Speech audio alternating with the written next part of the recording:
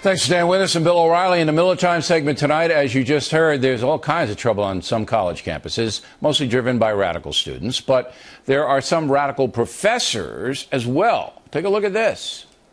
Hi, media. Can I talk to you? No, you need to get out. Well, you need to get out. No, I don't. You need to get out. I actually don't. All right. Hey, who wants to help me get this reporter out of here? I need some muscle over here. Now, that teacher, Melissa Click, is still employed by the university. She's still there, getting paid. Joining us now from Santa Barbara, the sage of Southern California, Dennis Miller. So, Melissa Click, Miller, go. Billy, first off, the headgear is to mock Jack Haley Sr., the Tin Man from The Wizard of Oz. I got it.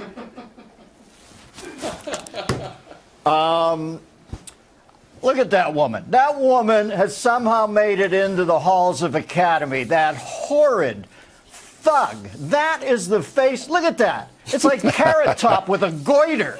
That is the face of the empathetic left. And I'm telling you, I don't want to sound like Professor Zaius in Planet of the Apes, but beware of the jackbooted do-gooder. She is the rarest of all Avises, the violent pacifist. No shame. This is Harry Truman's home state. He must be turning over in his grave so quickly, if you hooked cables up to it, you could power an electronic generator, for God's sakes. Look at that. That's the woman who cares. You know, if any one of the 12 candidates from last night showed up on that campus outside of John Kasich, they would be booed, picketed, driven off the campus. She is with the faculty. That's how crazy things have gotten. I know, it's like a Ward Churchill situation. Remember him at the University of Colorado? Oh, sure, the tenured Wow. Tonto. He and Elizabeth Warren dances with donors, both claiming Indian lineage. They've never been in a casino, those two idiots. We were last week. L.A., did you see the UFO come down and the aliens abduct the mayor? No, I was with you, so I saw some UFOs on the road. Okay. Do you know the story here of what went on, this UFO? Yeah, I do. I read about it. You know, the first thing that happened is Governor Jerry Brown thought he was having a peyote flashback. They had to talk him off a ledge.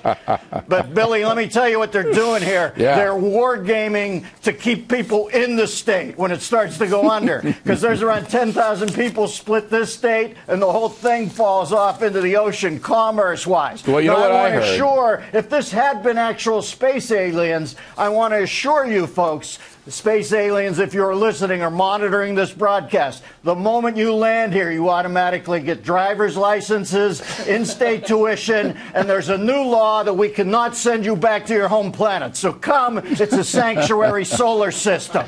I heard, though, despite all that, they took one look at the tax structure in California, got back, zoom. And just for everybody's, that was a naval test of some kind of thing the Navy was doing. Everybody went crazy. Last thing, Indonesia. There's a guy named Budi Wasiko. He's the head of the anti-narcotics force in Indonesia. Budi wants to build a prison on a little island and have crocs patrol the waters around the prison. Miller, I'm for it. Well, listen, Budi MTZ, by the way, is Indonesian for John Smith. That's like the regular name over there.